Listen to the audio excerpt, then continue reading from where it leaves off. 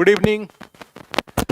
अभी जब यहाँ पे दिल्ली में आस्था आईएएस में जब मैं बैठता हूँ तो बार बार एक क्वेश्चन पूछा जाता है, चाहे कई बार जब जैसे क्लास 12 का एग्ज़ाम ख़त्म हो रहा है और जो बच्चे क्लास 12 का एग्ज़ाम दिए हैं तो उनके पेरेंट्स की एक उत्सुकता होती है। उस बात को ध्यान में रखते हुए हमने एक वीडियो बनाया था।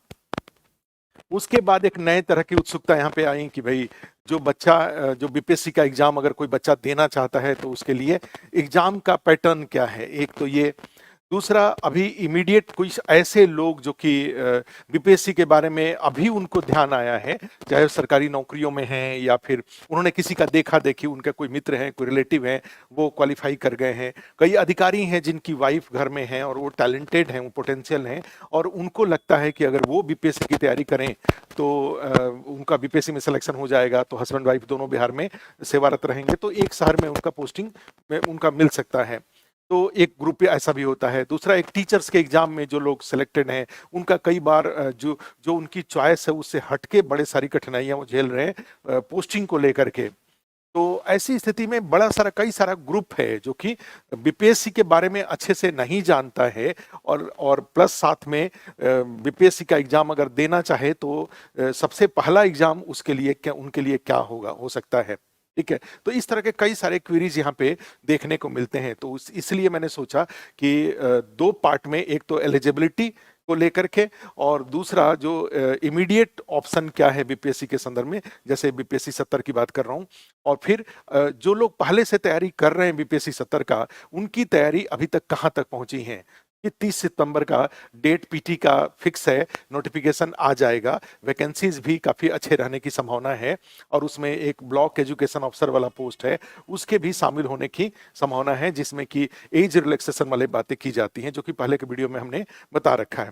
ठीक है, तो फर्स्ट इसमें मैं ये बताऊं कि भाई बीपीएससी के लिए एलिजिबिलिटी क्या है।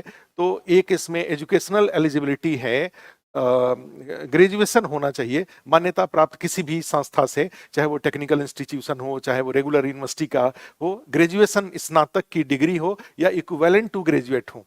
ठीक है, ऊपर की डिग्री का कोई ऊपर की डिग्री तो एडेड है, लेकिन जो मान्यता प्राप्त जो ग्रेजुएशन का जो लेवल है, डिग्री है, उससे कम का नहीं चलेगा, उस ग्रेजुएट होना होगा इसमें बीपीएससी का एग्जाम देने के लिए, एग्जाम में देने और सिलेक्शन पा करके इस सेवा में अपनी भागीदारी करने के लिए। तो फर्स्ट हो गया कि आपको स्नातक या ग्रेजुएट होना जरूरी है, मान्यता प्राप्त भी हो सकता है, इक्विवेलेंट भी हो सकता है, समतुल्य डिग्री भी इसमें मान्य है।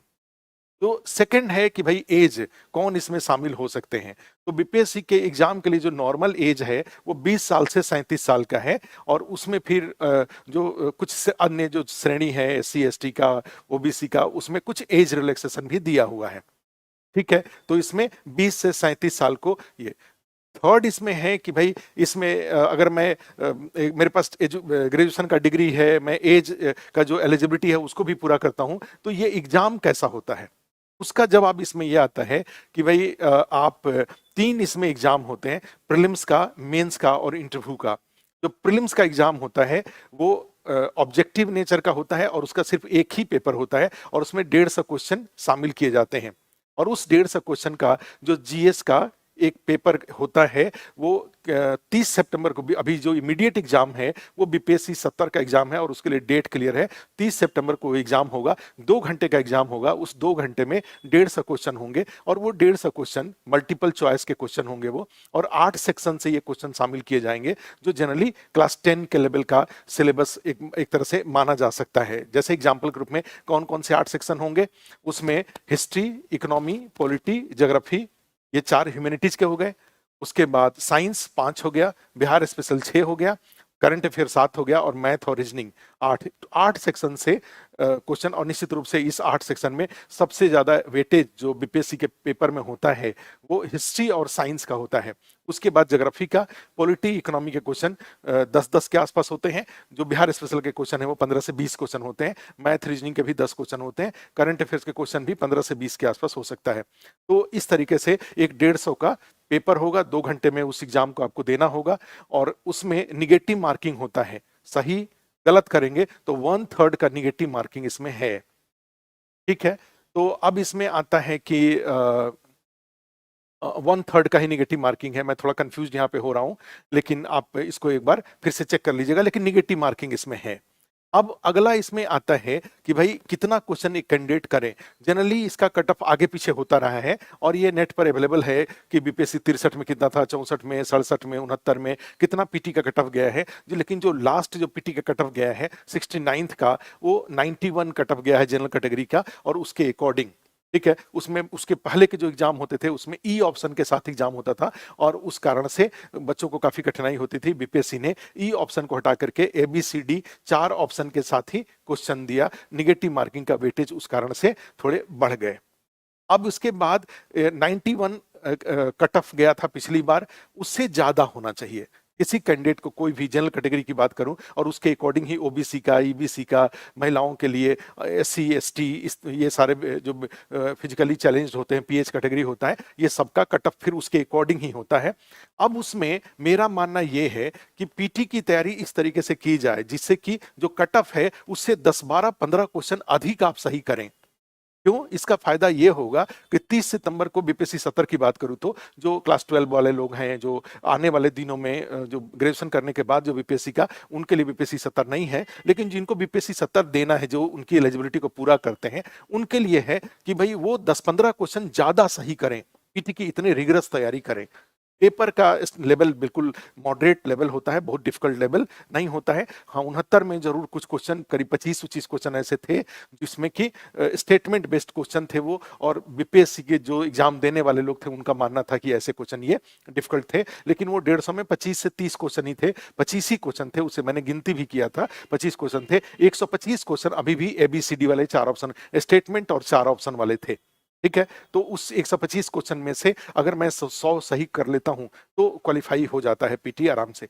मैंने ये बताने की कोशिश कर रहा था कि कट ऑफ से ऊपर रहने का सबसे बड़ा फायदा होता है कि 30 सितंबर को बुकलेट मिलाने के बाद आप एकदम से पीटी के रिजल्ट के लिए निश्चिंत हो जाते हैं और उसके बाद का टाइम आप काफी रिगरस होकर के रिवीजन करना, प्रिपरेशन करना, रिवीजन करना, क्वेश्चन आंसर लिखने का, टेस्ट सीरीज वगैरह करके, और पीटी 30 सितंबर और जनवरी फर्स्ट वीक में जो मेंस का एग्जाम है उसके बीच के टाइम को आप बहुत अच्छे से यूज करते हैं।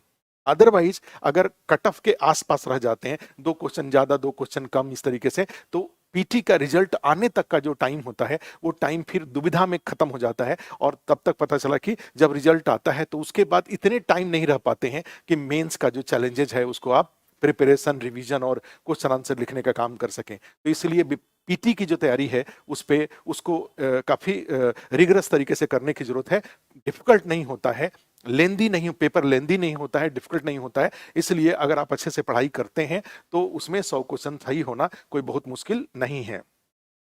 अब ये है कि तो एक पीटी का पेपर होता है, दूसरा होता है मेंस का। मेंस में आप जानते 900 नंबर का मेंस का पेपर होता है बीपीएससी का।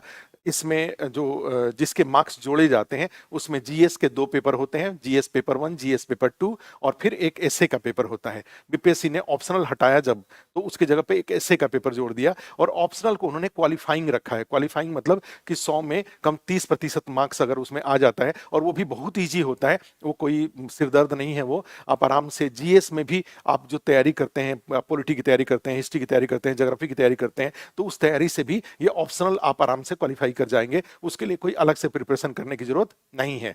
हाँ, जीएस पेपर 1, जीएस पेपर 2 और एसए, ये 3 की तैयारी करने की जरूरत होता है। इसका आपके पास स्टडी मटेरियल होना चाहिए, कोई उसके बाद आपका रिवीजन होना चाहिए, फिर क्वेश्चन आंसर प्रैक्टिस होना चाहिए। और इन तीनों प्रोसेस को ये अगर किसी के गाइडेंस में हो जाता है तो वो ज्यादा अच्छा होता है, किसी के सपोर्ट से हो जाता है तो ज्यादा अच्छा होता है। अब इसमें मान लेंगे तो मेंस में जैसे 7-8 सेक्शन मेंस में निकलता है। जीएस पेपर 1 में 3 सेक्शन होता है, हिस्ट्री, करंट अफेयर्स और डेटा इंटरप्रिटेशन। जीएस पेपर 2 में जाते हैं तो 4 सेक्शन होता है, पॉलिटी का, इकोनॉमी का, ज्योग्राफी का और साइंस टेक्नोलॉजी का। 7 सेक्शन है, 7 टीचर अगर आपको गाइड कर दें ये सातों सेक्शन के कंटेंट क्रिएट करने में, समझाने में, रिवीजन कराने में या क्वेश्चन आंसर चेक करने में, तो काम आसान हो जाता है। ठीक है, तो ये इसमें से।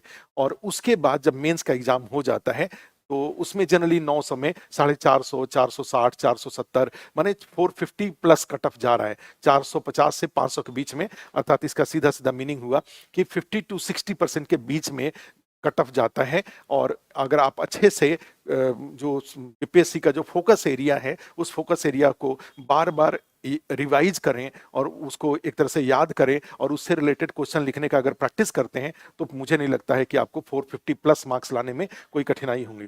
ठीक है। अब तीसरा जो एग्जाम होता है वो होता है इंटरव्यू का। जो पीटी पास करते हैं उसके वो मेंस देते हैं, और जो मेंस पास करते हैं वो इंटरव्यू देते हैं, और इंटरव्यू 120 मार्क्स का होता है। और एक कॉन्फिडेंस बढ़ाने के लिए मैं बता रहा हूं कि अगर किसी कैंडिडेट को अगर मेंस का कट ऑफ 450 है या 455 है, अगर 120 में 85 मार्क्स जनरल कैटेगरी के लिए आ जाता है, 85, 86, 84 इस तरीके से आ जाता है, तो वो क्वालिफाई कर जाते हैं। अर्थात मेंस कट ऑफ पर होने के बाद भी आपको पीसीएस बनने के चांसेस ओपन रहते हैं यदि आपके इंटरव्यू अच्छा हो जाता है। तो इंटरव्यू को भी कम गंभीरता से नहीं लेना चाहिए, उसकी तैयारी और उसका मॉक इंटरव्यू वगैरह जरूर करने चाहिए, जिससे कि 120 में पर्सनालिटी का इस तरह से हमें क्या बोर्ड के सामने जाकर के कैसे अपने आप को प्रेजेंट करना है, कोई क्वेश्चन का जवाब आता है तो उसको कैसे देना है, नहीं आता है तो उसका जवाब कैसे देना है, किस तरह से वहां पे बिहेव करना है, ये सारी बातों का एक बार ट्रेनिंग की जरूरत पड़ती है, वहां पर भी प्रिपरेशन की जरूरत है। तो इस तरीके से बीपीएससी में 3 लेवल ऑफ एग्जाम है, प्रीलिम्स का, मेंस का और इंटरव्यू का। और इसके लिए 2 तरीका है तैयारी करने का। एक तरीका होता है स्वाध्ययन, सेल्फ स्टडी, और दूसरा होता है आप अपने पसंद का जो आपको अच्छा लगता है उस टीचर के गाइडेंस में भी या उस कोचिंग के गाइडेंस में भी ये काम कर लीजिए।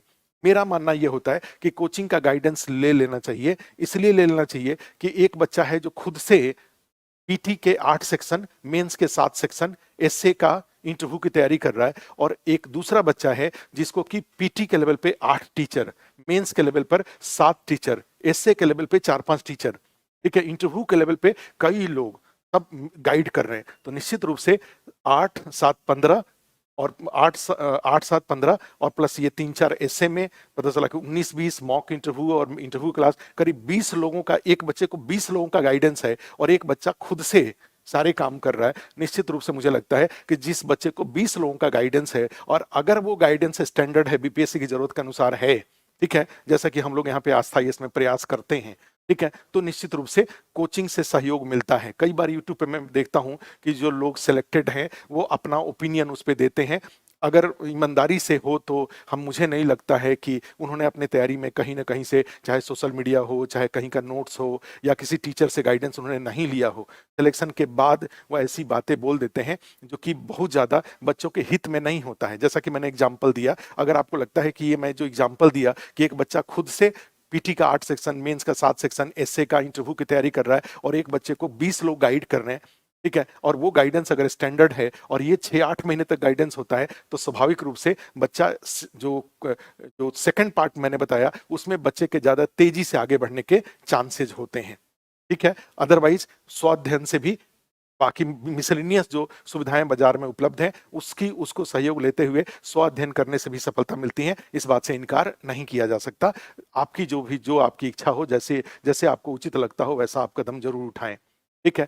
अब लास्ट जो वीडियो का पार्ट है उसमें यह है कि भाई बीपीएससी 70 ये जो शिक्षक बने हुए लोग हैं, जो ऑलरेडी सरकार सेंट्रल गवर्नमेंट की विभिन्न सेवाओं में जो लोग हैं, बैंक में हैं, अगर अपने देश अपने अगर अधिकारी बन के या अपने राज्य में लौट के अगर जनता की सेवा करना चाहते हैं तो उसके लिए बीपीएससी 70 एक बहुत अच्छा विकल्प है। और मुझे लगता है कि बीपीएससी 70 की तैयारी आप बिल्कुल रिगरस तरीके से कर रहे होंगे। और जैसा कि हमने बीपीएससी 70 के लिए एक समय प्रबंधन बताया था, टाइम मैनेजमेंट, और उसमें हमने कहा था कि मई तक का समय, 31 मई तक का समय, पहले मेंस फिर पीटी, माने मेंस के ऊपर मेन फोकस हो और साथ में पीटी रहे, और मई के बाद जून, जुलाई, अगस्त, सितंबर 4 महीना ज्यादा फोकस पीटी के ऊपर, कम फोकस मेंस पर रहे। ठीक है, तो इस तरीके से 30 सितंबर के पहले पीटी की भी तैयारी और मेंस दोनों की तैयारी अच्छे से हो जाएगा। तो 30 सितंबर के बाद मेंस का जो नोट्स वगैरह पहले से बना के आपने रखा है उसका रिवीजन करके आप मेंस क्वालिफाई कर सकते हैं।